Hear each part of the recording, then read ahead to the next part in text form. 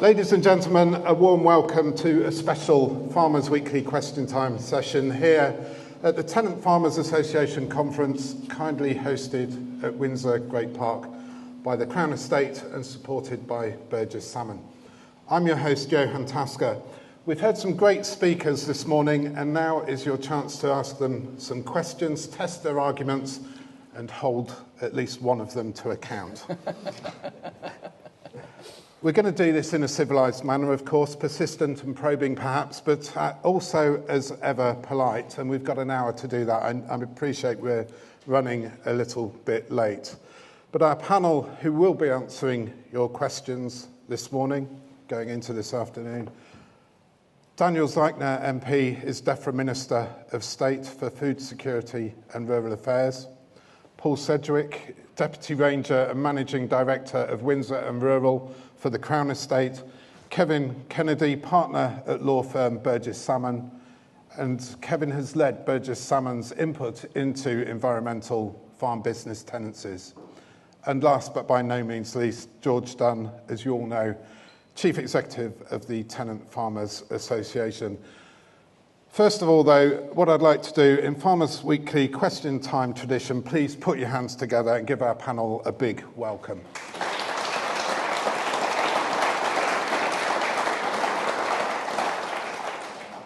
Thank you. We are not going to be able to have time to go through all the questions that we've received, but we will get through as many of them as we can. Paul has said that his team are here throughout the day, so you'll be able to sort of talk over lunch and maybe this afternoon as well. But our first question, please, from David Meredith. And just, David, if you could say who you are and where you're from, and then ask your question, please. David Meredith. I'm the Shropshire lead for the TFA, farm in Shropshire, and also run the consultancy business, DJM Consulting. My question to the panel relates to missed opportunities. It is my view that the Agricultural Act 2020, although it had food security in the legislation, an obligation to report, it did not have any teeth, and so that was a missed opportunity. I just wonder whether there is a missed opportunity that food is not in the title of the new FBT. Should it be an FBT for food and the environment? Thank you, David. I'm actually going to ask the Minister to begin with. I mean, this idea that food production, food security, it is important to DEFRA, even though, as David says, not mentioned too often or as often as he would like in the Agriculture Act. Well, first of all, thank you for the question. I think it's a really important one. I'll try and keep my comments brief because this is a subject very close to my heart and I could talk for a very long time on it. The Agriculture Act at that period of time, of course, went through a number of iterations. The previous version in the previous Parliament had barely mentioned food production, which I think people found fairly extraordinary. There was then, quite rightly, quite a strong response to that. So the 2020 Act, the finished version, does recognise food production. But I think you're absolutely right to point out, I think there's been a change in the debate. 5 years ago, 10 years ago maybe, all the emphasis was on making sure we tackled the environmental challenges. Hence the name of the schemes, if you like, environmental land management. But at that point, many, and I would say I would include myself, I was at that time the opposition spokesperson, was making the point that food production had to be a primary purpose for farming. And that is a position that my party and my Secretary of State has continued to make strongly. But you're right, in terms of the legislative framework, it is not as clear perhaps as we would like it to be. But that food security report, the previous government wanted it to be done once every 5 years. We at the time argued for it to be done much more frequently. A compromise was arrived at with the House of Lords for it to be 3 years, so we've had 2 of them now. But I think food security is rising and rising up the agenda. So virtually every speech I do, I mention it as a key part of our national security. On your point about what we've been hearing about this morning, I'll leave it to others to comment. But I would say that providing we understand the primary purpose of farming is food production, then this actually fits alongside that, but it's got to be that understanding. Thank you, Minister. George, should food be in the title of the environmental farm business tenancies? I mean, a farm has many facets to it. It's a home, so should it be the home and environmental farm business tenancy? You know, the name, to my mind, needs to be simple and catchy. And if you look at the 1995 Act and the 1986 Act, which was before it, you'd find it difficult to find the word food even written in the legislation. So I think it's synonymous with the fact that people consider farming is about food. What we wanted to do with this agreement was to say, actually, tenant farmers shouldn't just be restricted to growing food. Food is a really important aspect of what we are doing on these farms.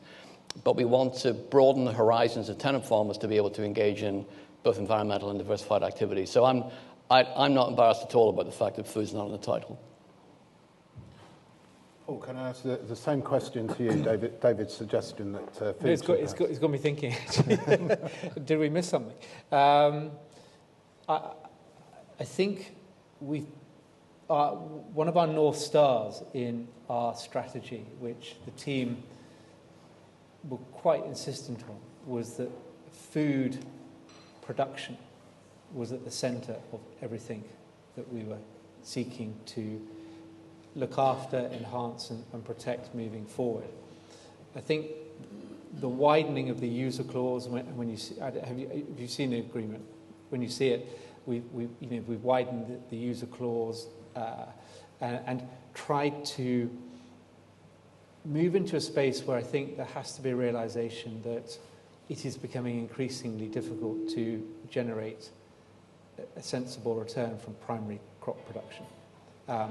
And we wanted to broaden out the agreement as far as we could to scoop up all these other existing and unknown income streams that may come in the future. If you think back to the 95 Act, nobody in 95 was talking about rooftop solar or microgrids or everything, biodiversity net gain. You know, nobody was talking about that. It didn't really exist. So this is version 15. We may end up on version 25 quite soon. Sorry, Kevin. But you know, I think we're open to this debate. We're open to this challenge. But I think we would, at the heart of this is making sure that our family farms can exist in the future. We are an owner of let land. We don't have a desire, other than at Windsor, to farm ourselves. I think our objectives of land ownership are different to other institutional owners and organisations. And I think the very makeup of our portfolio, 60% of it is grade 1 and 2. It's the very best land you can get for food production. So I think, I would love you to sit down and read the suite of documents and see if it answers your question. If it doesn't, then, let us know via George. Because, nothing is fixed in stone. This is, in the absence of anyone in the profession having a go at something different, this was our attempt to kick the ball up in the air. We did not know what was going to come down. And I'm fascinated by the feedback we're going to get today, because we spent a lot of time talking to ourselves and about these things and talking to our farmers, but actually a wider farming industry and professional industry body peer review is really good stuff to do. Have you still got the microphone, David? I was just going to, it's coming back to you, but I was just going to ask what you think, and I appreciate that it's early days, that you've not seen the agreement, but what your thoughts? I probably should have said earlier, I really do welcome what's been done, and I think it's a fantastic achievement. But I think it's very easy for us to become trendy, and the environment is really important, don't get me wrong, but it is the trendy bit, and the primary focus for farming is food production. And if we forget that, we forget it at our peril, as recent events have highlighted. So I'd quite like to do a show of hands, and I appreciate that I'm not going to ask whether you think it should be put into the agreement, but it's interesting because that is an interesting point that food production should be farming's primary purpose, because I know that even within the industry we have that debate that farming is asked to do more and more and more things, and of course we do grow crops that go and produce things that provide services other than food production. But in the audience, if we could have a show of hands, just out of interest and appreciating it's completely unscientific, but who believes that that food production should be farming's primary purpose? Thank you. I'm not going to count, I'm just going to do it visually, and who thinks that it shouldn't be? So one or two dissenting voices, but the vast majority of people in the room believe that it should be. So do you? I think there needs to be a bit of a balance as well, like primary but not forgetting. We move both sides, so the environmental remembering food being primary and also vice versa. So it's a balancing act. Thank you. I'm not going to ask. Can I just come in on that one point? It's a really interesting point. It's a really good question from David. And it is a concern that people just see, it's all about the environment. It's not about the working farm business. Just to allay David's concerns, once we had this model, we workshopped it with 3 different Crown estates, so 10, 15 tenants from each estate. And that was from an estate that was very, very nature-based to a rural fringe estate, and most interestingly, to a farm, a real food production estate on the East Coast.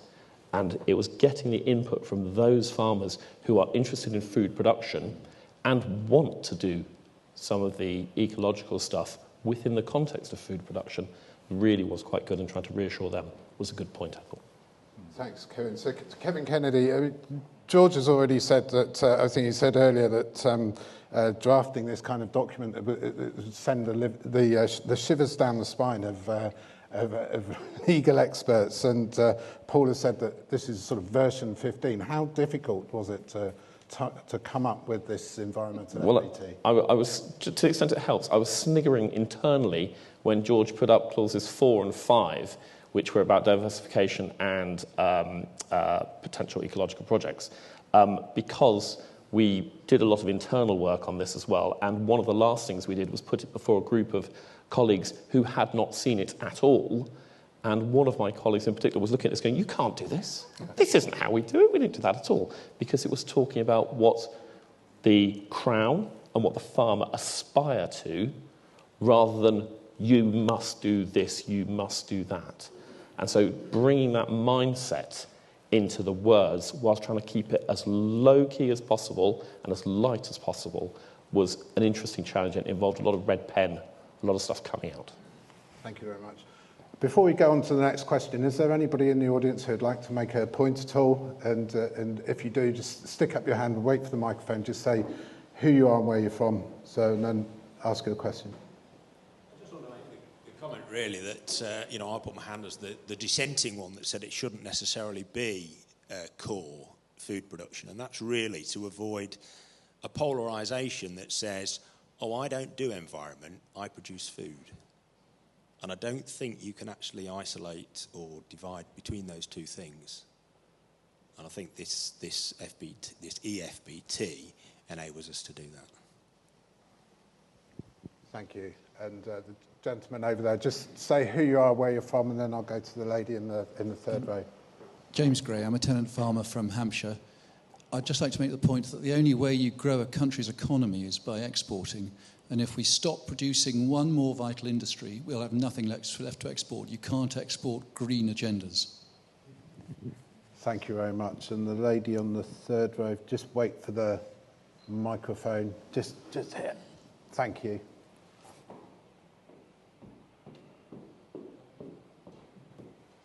Hello, Ellie Ord. I'm a recommended professional, not actually a land agent. Just a brief comment. I think the emphasis on the food is because if the farmers aren't producing the food, or the British farmers aren't producing the food, who is going to do it? Everybody's interested in the environment. You can get every specialist, every firm, everybody's got an environmental policy. But who else is doing the food? We'll be importing, as the gentleman just said. So that's my concern about food being an emphasis. Who else is going to do it? Thank you very much. Thank you. I'm going to move on to our next question. Mark Peters, please. Say who you are, where you're from, Mark. Thank you. Mark Peters, mixed farmer from East Sussex. So for farmers that aren't going to be lucky enough to get an EFBT, which will probably be quite a few across the country, if we're moving into an era of low subsidy or even no subsidy for agriculture, what do you see the future for tenant farming, and how should tenant farmers be reacting to that new era? George, I'm going to go straight to you on that. What would your advice be to farmers? I mean, this EFBT is not going to be for everybody. Not everybody's going to be able to access it. What would your advice be to tenant farmers who... Yeah, so I absolutely believe that the system of tenant farming is still a really good way to do agriculture, combining, as I said in my speech, those individuals who are asset-rich but lack the entrepreneurial flair, but those who have the entrepreneurial flair and willing to take risk, allowing that liquidity, allowing new entrants in, and it's still always going to be a good way to do farming. I have been, as I said, in the TFA for 30 years, and I've seen the ebbs and flows of agriculture. When I came in 1996, when we had a really, really top year, part of that was due to currency fluctuations with the way in which we fell out of the ERM at the time. Then obviously things fell off the cliff in 1997. And then we had foot and mouth in 2001, and all sorts of things happening. But the system of agriculture, tenant farming, has remained resilient. But what we've been unable to do until relatively recently is to use the flexibility that's available to us to reach long-term sustainable solutions. And if there is if there's anything which we should be taking away from today, it's the opportunity for landlords and tenants to be able to put an architecture together which creates a long-term sustainable view for both the landlord and the tenant, where rent is not just the only discussion that takes place between the parties, but we are able to exploit the food markets, the environmental markets, and the diversification markets to ensure we have sustainable business going forward. Now, this agreement is not going to fix the supply chain, Mark. This agreement is not going to change the relationship between farmers and processors and retailers. Work needs to go on to achieve that, and we are obviously talking to government about how to do that. But within the context of where we are for such a time as this agreement, in my view, gives the best chance for parties to do that. And I would hope that other landlords and tenants around the country would emulate what the Crown Estate is doing here. Thanks, George. You have already had interest from other large landowners? Yeah, so we've already had discussions with the likes of the National Trust, obviously a big landowner, as you've seen from Paul's slide, the Church Commissioners, the Duchy of Lancaster, Duchy of Cornwall, private estates as well are very interested to get their hands on this agreement. So I think we could see a major turn of the tide in the way in which relationships develop going forward. Thank you. DEFRA Minister Daniel Zeichner. Yeah, let me echo a lot of the points that George has just made. I think this is a really exciting innovation. And when you outlined it earlier, I thought, wow, was my response. And also what struck me was how much it overlapped with many of the things that DEFRA's trying to do. So whether it's done through legislation, which is always the way politicians think, or whether it's done through collaboration, which is actually probably a quicker way of doing these things, the end result, which you're trying to achieve, I think is really exciting. I think absolutely is going to be a future for the tenanted sector because, again, for the reasons that George outlined in the beginning of his presentation, it's absolutely the way to get new people in and to progress. And that is something which I feel particularly strongly about. I think one of my observations of the sector is it is hard to get generational change. So this is a key part of that. So I think a bright future for the tenanted sector, but it's going to need initiatives like this to make it work in the new world that we're operating in. And for farmers that aren't able to get into an agreement like this, that would like to, I mean, many tenant farmers remain restricted in the activities that they can undertake, and some are confined to producing food and yet would welcome the opportunity to do other stuff, be it diversify or environmental incomes. Well, of course, that is why George spent his whole life pushing me hard to try and get improvements and changes. And that's why we've got the Code of Practice. That's why we are trying. And in the end, when I speak to land agents, they tell me, oh, anything is possible in terms of these agreements. George chuckles because I think perhaps his experience is that anything is possible within a fairly narrow band sometimes. But that doesn't stop people being more imaginative. And I hope that by setting a really good example like this, others will follow. Thank you. Kevin Kennedy, is there stuff that farmers can do when they're not in this kind of agreement? How can they maximise the opportunities from a legal point of view? Well, I think Paul and George have kind of set the tone, which is this is looking to lead, and this should disseminate down through the industry, because one of the issues has been, how do you achieve this without doing quite an old-fashioned stick-first approach? Whereas this is a far more of a partnership approach, because the stick doesn't really work. The National Trust did some research about 15 years ago, which was showing that it was actually providing some element of carrot if you were looking to change how your farmers or develop how your farmers dealt with their land. So this should be feeding through the industry, and I would hope it's feeding through it fairly rapidly. Thank you. Mark, you asked the question, that would suggest that this is an option that's not going to be open to yourself? Or? No, we're very lucky. Our landlords work with us and we've done similar things already, but there's many, many farmers, certainly in our area in the southeast, that don't have anywhere near those options. And the Minister they're very proactive at the moment at saying that farming is a business. I couldn't agree more that farming needs to be a business going forward, but the actual profitability of farming, especially on the arable sector at the moment, I mean, the years of 2006, 2012 and 2022 were massively profitable. But that's 3 years in quarter of a century. So without that BPS money and now not being able to use the SFI money to prop that up, it's a quite high-risk time for arable farmers, I would say. Thank you very much. A good opportunity to ask the Minister. I mean, you said that there will be, it's not that the SFI has gone away. Can you give any guarantees that when it comes back it will be in a similar form, or is it going to be SFI only in name and at a much reduced rate open to far fewer farmers? Well, look, at the moment, the overall budget, and I mean, it's a complex set of schemes. SFI actually is not a huge component of the overall spending, important though it is. At the moment, the overall budget for the next 2 years is 5 billion, which is higher than some people expected before the previous spending review. Now, I can't predict over the next 5, 10, 15, 20 years what future governments will choose to do.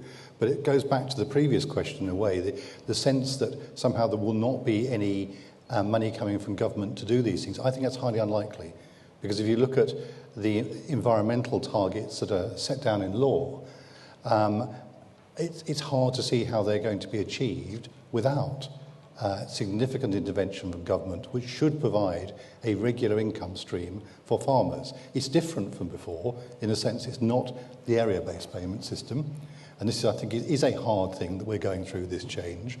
We're going from that to paying for environmental goods under the terms of the Agriculture Act. But the amount of money that will overall be available will be a choice for each government in turn when it comes to spending reviews, which is why it's very important that we can demonstrate the success that we're having. And this does worry me a bit at the moment, because one of the things that I was critical of during the passage of the Act and in opposition was it wasn't very clear how we measured what we were getting for the public money. And if I'm going to the Chancellor and saying I want more, which I do, she's going to say to me, well, what are you getting? And if I say, well, I don't really know, I can tell you how that conversation ends.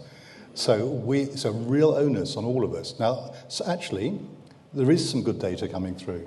And I think as we get that and we can build a clear picture of what it is we are doing as a sector to really protect and transform the environment and nature, then we've got a very powerful case for support in future. Thank you very much. So it's all about monitoring and measuring the results. I think in the modern world it absolutely is about it being evidence-based.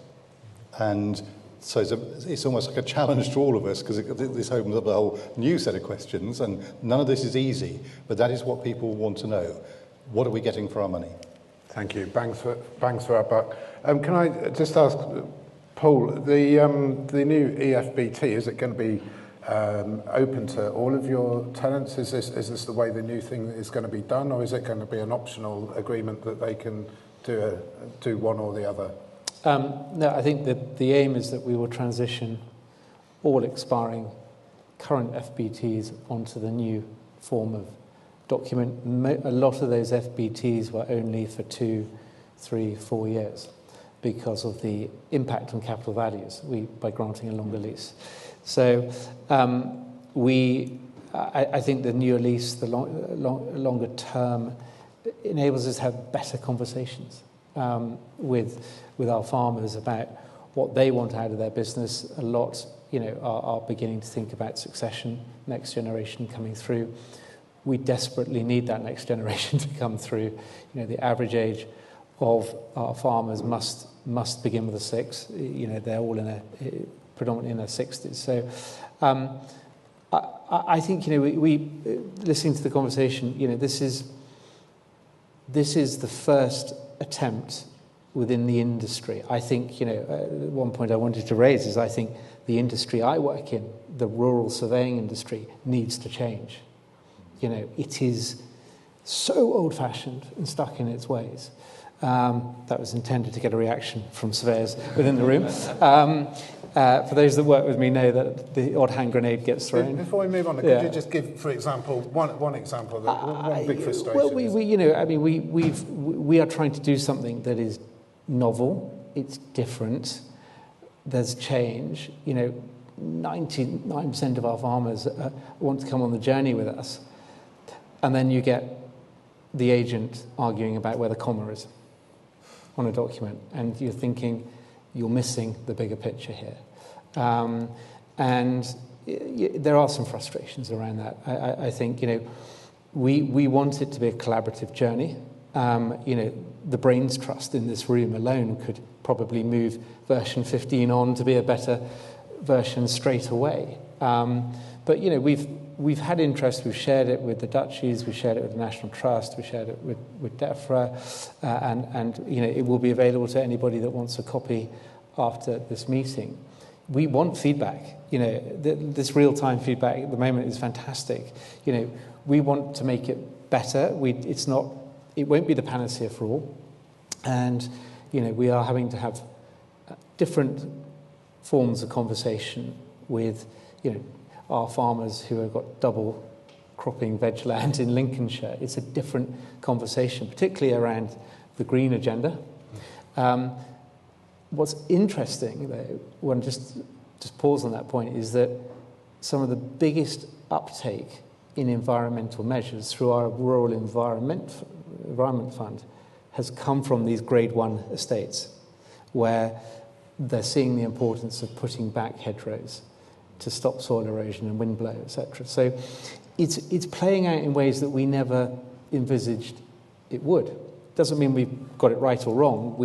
Time will be the test on that. But we are looking very seriously at how we collect this data, because I agree with the Minister that the collection, monitoring and presentation of data is going to be so important to fighting the farmer's corner going forward around accessing funding, etc. So we're looking as an organisationally how we try and put in place some form of data monitoring and collection across all our farms.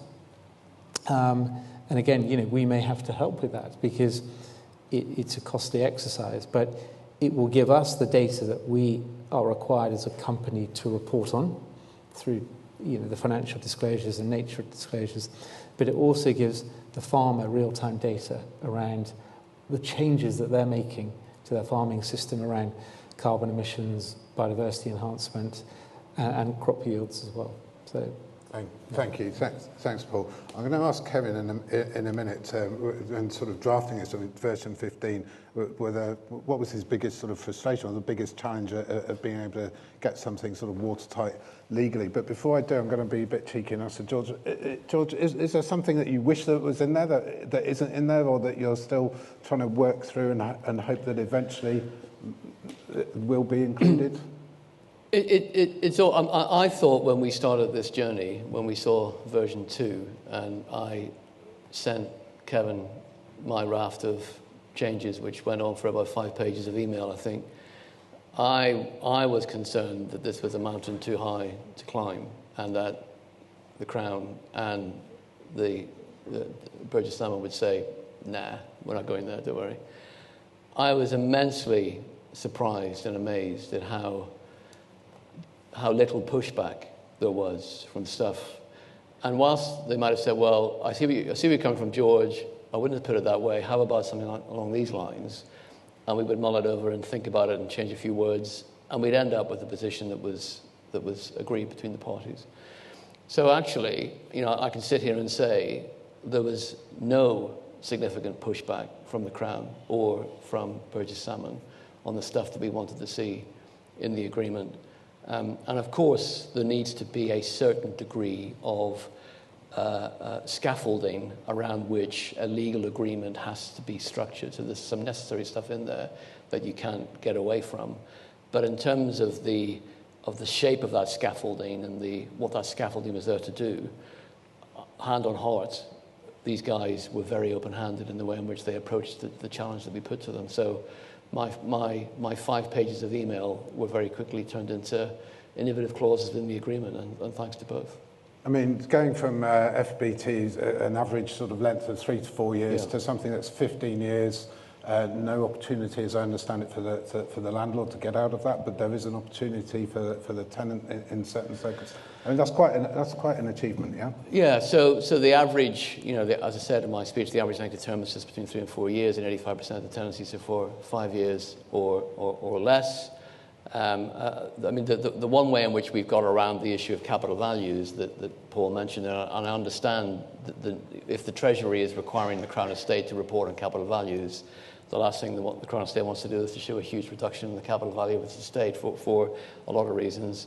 And we've built in clauses which provide the landlord with the opportunity to, if there's a need to sell the land, and there's a mechanism within that to do that the land can be taken back. But what we've avoided are those no-fault, cliff edge, break clauses in agreements which says this is a 15-year agreement, but it can be ended in 5 and 10 years by either party.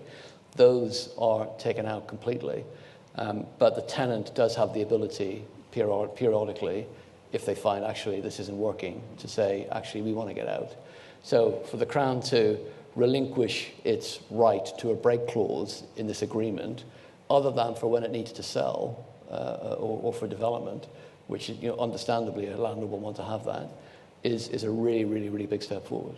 Thank you. And Paul, you're not, as a Crown, you're used to taking a long-term view, I guess. Not recently. only until recently. But I think we learned quite early on it's just better to agree with George. No, I think there were some challenges at the time around the reasons we had to sell land, because as an organisation, if you floated the Crown on the FTSE, we'd be in the top 50 companies in the country in terms of scale and size, but we had no ability to borrow money. So we would have to self-finance, in essence. So, and when you're doing very, very big projects in the centre of London, they are very expensive. So accessing a source of low yielding in terms of revenue generation capital was done through the sale of rural land. That strategy changed with the change of our chief exec and also some, I think, very sensible and pragmatic conversations with Treasury as well. We now have a position that the recent Crown Estate Act went through Parliament, received royal assent, that has given us borrowing and investment powers, which means that we don't have to have these sort of really difficult conversations. That doesn't mean that we won't trade in and trade out of land as any landowner does, but we are acquisitive at the moment, and it is very much our aim to grow the portfolio and to grow a portfolio of let land. It's not land that we want in hand. it's let land. You know, we're very heavy on grade 1 and 2 in England. We're very heavy on upland commons in Wales, and we don't have much in between. So, you know, our shopping list is probably around grade 3 at the moment, grade 3, grade 4 land, which gives us long-term optionality over different land uses that we can put onto it. Thank you. And Kevin Kennedy, drafting all these 15 or so versions, was there anything did you throw your hands up in despair, or were you just counting the money and thinking, bring it on? That's a very cynical approach, yeah. Expect that from the press. Actually, the biggest thing was getting our heads around and selling, i.e. getting other people's heads around, this idea of the Green Book and the Partnership Book as sitting outside a tenancy agreement, completely different, not a schedule of covenants somewhere, but something which is aspirational, as something that's worked on together, and also engaging with the very good managing agents the Crown has, because one of the features of this is that rather than this farm goes to market, let's see who tenders the best rent, the letting process is a more elaborate thing, and it has to be a more elaborate thing because you're talking about a long-term relationship where the farm at the end of that 15-year period is probably quite different from the farm that went into it. Thank you very much. Thank you. Question from the floor just over there. Just say, wait for the microphone, say who you are, where you're from, and ask the question. Chris Findlay-Forsters. I'm a recommended solicitor on the TFA panel. I just wanted to pick up on the point that was made by Paul about old-fashioned professionals, and I think it was made in the context of surveyors being locked into a certain way of approaching problems. And to say in response and defence, I suppose, that all professionals that I know of in this industry don't actually have a view themselves. They reflect exactly the view that their client wants. And it is landlords who are particularly entrenched who will say to the surveyor, no, I don't want this and I don't want that, I want this, this and this, and I want this very traditional, and I don't want to have the tenant being able to convert buildings or anything like that because it might infect my inheritance tax position and so on. So when you look at collaboration, the sell that you've got to do on the EFBT, in my view, has to be aimed at landlords and has to be rooted through organisations like the Country Landowners Association very hard, because there are the die-hard landlords that exist all over the country. Some of them have converted, but a lot of them haven't.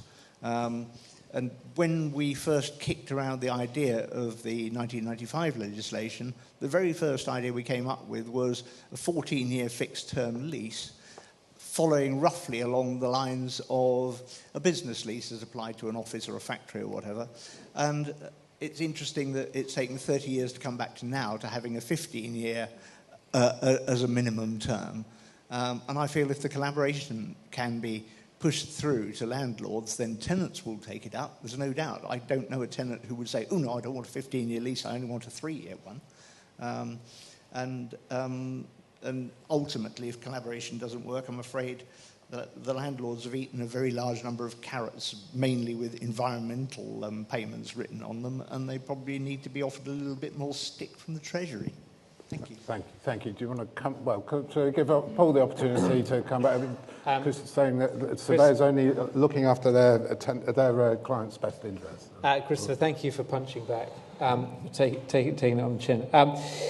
Look, I think, I've worked on both sides of the fence. I've worked early career with a very good firm of national agents, then for private estates, and now a sort of a more institutional landlord.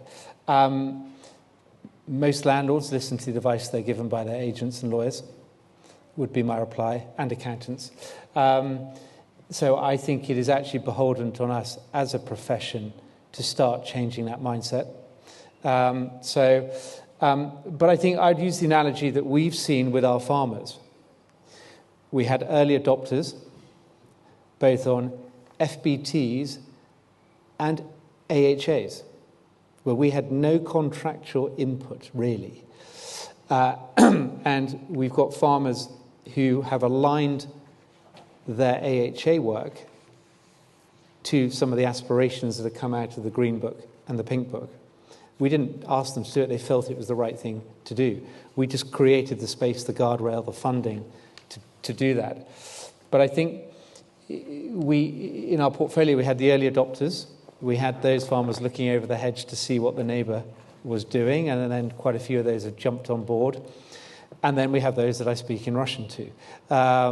And at the moment, we are leaving them be. There will come a time when we probably have to have a more crunchy conversation than some of the earlier ones. But I think at least we will be able to say to them, go and see your neighbour's farm, see what you think. A lot of our farmers on the Crown have been with us an awful long time. And I think our relationship with them has ebbed and flowed a bit because of various reasons, particularly around the sales and the fear of having farms sold. But it's really engendered a conversation now with our farmers and an energy, which I don't think we've seen for a while. And I want to I think all of us want to just put this agreement out there. Not that it's the Holy Grail. It's not. It's just an attempt to answer a question. It's, if all the professionals in the room came back saying, we can make this better, and to your point of farmers not being offered it, there's nothing to say to that tenant farmer, get in touch with your agent or the TFA and ask if it's an option. Because a lot of landlords, a lot of advisors won't know that there is a different way than the old style, agricultural tenancy FBT. So, thank you, George. Yeah, just very briefly. I've known Chris for many years, love and respect him, but I think I have had the privilege of speaking to a lot of landlords in my 30 years with the TFA. And very often I get the view from the landlords of saying, look, we're not property experts, we're not tax experts, we're not rural surveying experts. We take the advice of our professionals. And sometimes the professionals, in my view, don't dive in enough to understand what it is the landlord wants to achieve in those issues. And I fall into that trap as well in terms of the work that I do with the TFA. So when we have a member who calls us with a particular problem, you immediately get into the technicalities of the problem. What are the problems? How do we resolve this problem? And I've learned to ask the question, what does success look like for you? What, at the end of the day, what is it you want to achieve? We have this problem, but where do you want to get to? And very often, the problem is a catalyst to a much different answer to the question, which produces something which is beneficial to all parties. So all I would say is, it behoves us all, tenants, landlords, agents, lawyers, or whoever, to find a way to think about the issues that we're talking about today in a more imaginative way. Thank you. Thanks, George. Before we go on to our next scheduled question, are there any points from the floor or questions from the floor? Gentleman there, please. Thank you. Thank you. Duncan Sigourney, Thring Solicitors, another recommended professional. Just in terms, obviously there's a lot of AHA tenants in the room at the moment. When it comes to succession discussions, are you as the Crown Estate offering to include some of the elements from the EFBT into those new succession tenancies, or is that a plan to do that? Or is the only way to access them through essentially cashing in your AHA and taking on an FBT from the Crown? No, our Rural Environment Fund is available to all our farmers. In fact, quite a lot of the uptake on sort of what we call no regrets moves, planting hedges, restoring ponds, have been on AHA tenancies. There's no pressure on, if there's a succession onto an AHA, why on earth would the farmer want to give that up to put it onto, a 15-year EFBT? I think we've got a lot of farmers who've got single generation AHAs with no succession, but we want to support the incoming son or daughter going forward. And those conversations are at times around granting a longer term tenancy, same principles apply, the Green Book, the Pink Book, and that sort of wider aspiration. But it's working, I think, quite well. We, as I said, our uptake on some of the schemes we've just made available ourselves to our farmers it's probably 50-50 between AHA and FBT in terms of uptake. It's been quite encouraging in that sense. Thank you. Do you want to come back on that at all, or are you? Yeah, no, thank you. It's a positive answer. I was just trying to work out how an AHA tenant would be able to access some of these sort of flexibilities, if you like, that are within the EFBT. And I appreciate there are complications around succession criteria for another succession in the future. But no, and at the end of the day, I'm presuming both parties want this to be as widely disseminated as possible, and therefore it's great that you're including AHA tenants in that because they represent such a large portion of the sector. It's a good answer. Thank you. Thank you. I'm going to move it on in the absence of anything else to our next. Susie. Just who you are, where you're from, Susie. Yeah, Susie Horn from Farmers Weekly. Rent. Paul, you acknowledged sometimes that rents may have to come down. I just wondered what the rent review process is under the new EFBT. Will it be a separate process for the land that's subject to environmental measures, and then another negotiation on the, if you like, the productive land, although obviously the environmental measure land may also be very productive? Or is it still all one figure across the board, across all the acres in the agreement? We've had 2 attempts at this. The first one, I think we were put in the unsuccessful category, lesson learnt, which was trying to work out a blended rent between productive farmland and nature recovery land. I think we quickly moved on to the theory that having 2 separate rents is probably the best way of doing it. So we, on the latest batch of FBTs that are moving on to EFBTs, we have agreed with the farmers a rent for their arable or pasture land, and then a separate rent around land that is transitioning into nature recovery. The aspiration around that rent differential was to, in essence, make an acre of nature recovery more profitable than an acre of wheat. Because it was one of the blockers to our farmers saying, well, we would love to do it, but you're charging us too high a rent. So, okay, if we take that blocker away, will you do it? Now, that was great, but, being open with you, that underlying profitability on the nature land was underpinned by the farmer's ability to obtain SFI.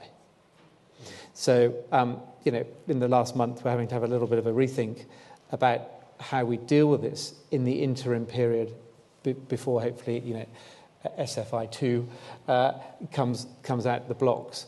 So, but I think we are genuinely, Susie, worried about that because there was so much goodwill building within our farmers to do this transition into nature recovery, still producing lots of food, but to do this because we'd sort of gone on that journey with them around taking a financial hit to help deliver it.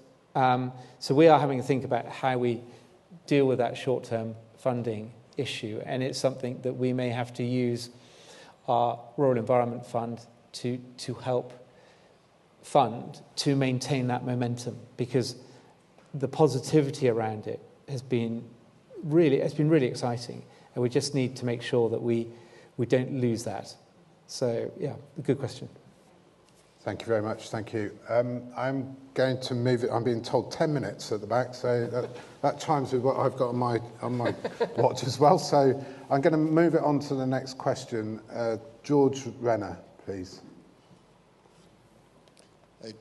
George Renner, a tenant farmer from Rutland.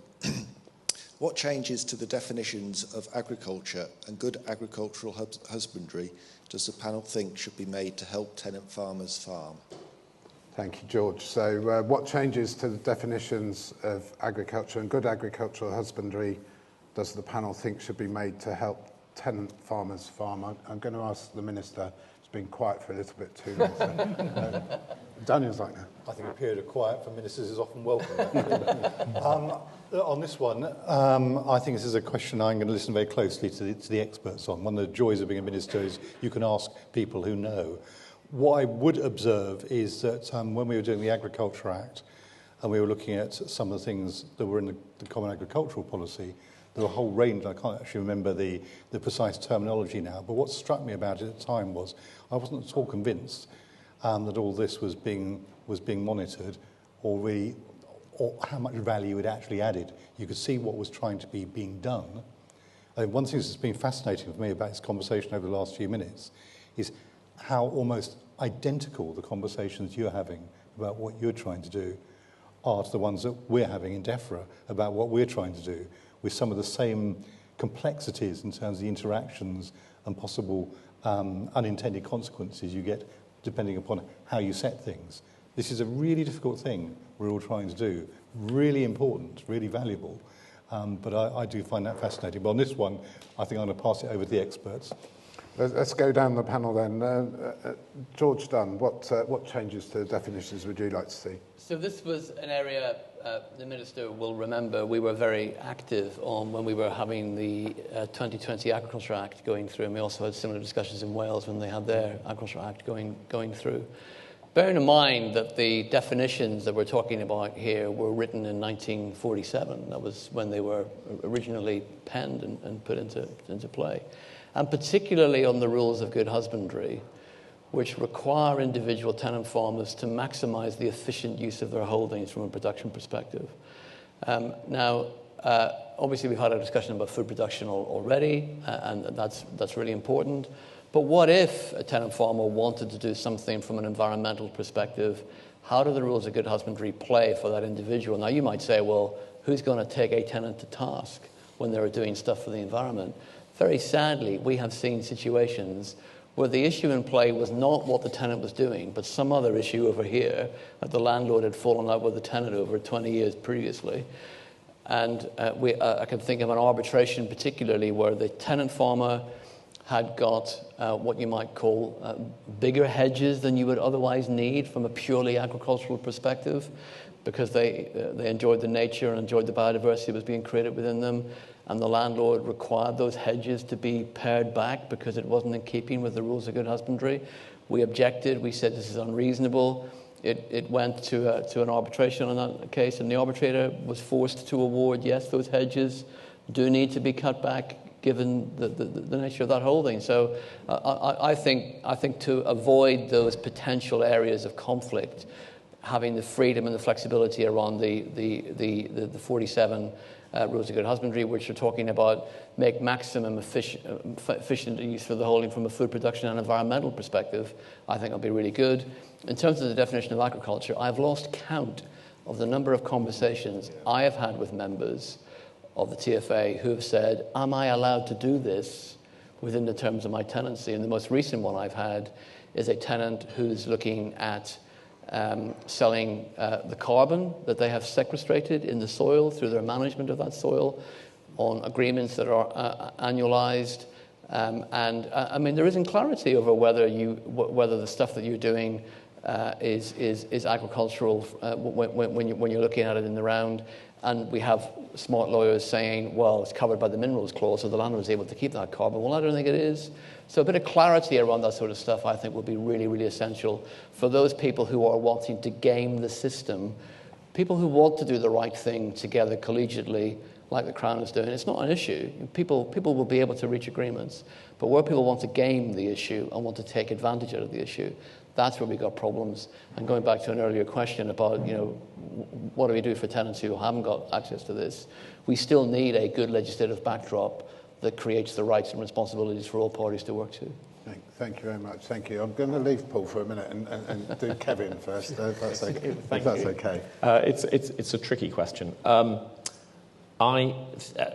We've had this debate a reasonable amount in the context of BNG, because if land is subject to BNG obligations, what is that?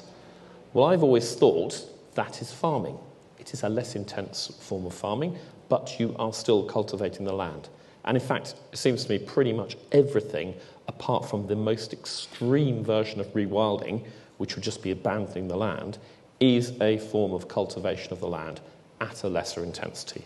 And I think we just need to make sure that those legislative definitions accommodate that to the extent that it's helpful. These things can happen. And George, I think, is right. It's usually a spin-off of some other breakdown, but they are very rare that you'll be having a row about, or certainly in my experience, a row about good husbandry or something like that. It doesn't tend to happen anymore. It used to a lot, but not so much now. Thank you, Kevin. Paul? The easy answer is to say I agree with the panel, but I think I do. I just think there's a modernisation required around quite a lot of these clauses. It gives the essence of why we wanted to do this EFBT, because what was put in place 30 years ago, we just didn't see as being match fit for the next 30 years. And I think farming and agriculture is going through different iterations from where it was in 1947. There's a lot of it which is really good stuff and shouldn't change, but I just think that a modernisation around that would be good, and I think it would provide a bit of clarity for farmers, particularly tenant farmers as well. But I think this, I wanted to interject when George was saying this weaponisation that happens between professionals acting for landlord and farmer is, it's the politics of the playground. It should not happen in 2025. And that's why I made my comments about the profession earlier, because I think, I've seen it. I've probably done it myself in my career. And it's not, I think as you get a bit older and a bit more wiser, you just see there's bigger issues at play than arguing over the size of a hedgerow, for example. Thank you, Paul. George, are there changes that you would like to see that would make your life easier when it comes to farming? I'd just like sort of the modern era to be reflected in the legislation, because it just isn't currently. And I don't have a specific example of a problem that it's causing me, but it only takes a falling out before something could become a problem, and that's just the worry. Thank you very much. Right, unless there are any points, I'm going to close this.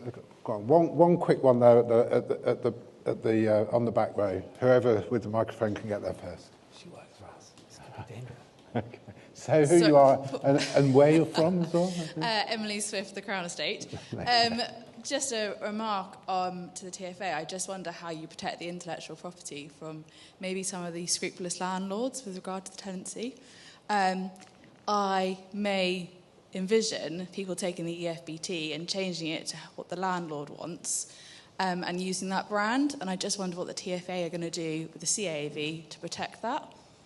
Okay, I'm only going to ask this to George, and George, you've got about a minute or so. And then that's fine. No, I mean it's a bit like the Bible, isn't it? You can take anything within the Bible and create pretext without reading it within the context, and you've got to accept the whole, which is why Paul is very keen about the EFBT agreement, that it's sent out by Burges Salmon with all the supporting documentation, so you see it in the round.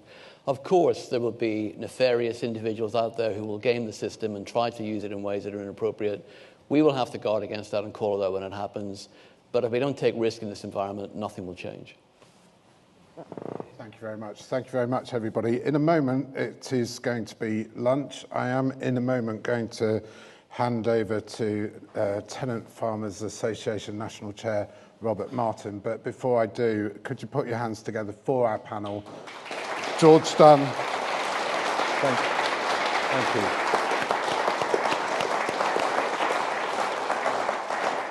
So George Dunn from the Tenant Farmers Association, Paul Sedgwick from the Crown Estate, DEFRA Minister Daniel Zeichner, and Kevin Kennedy from Burges Salmon.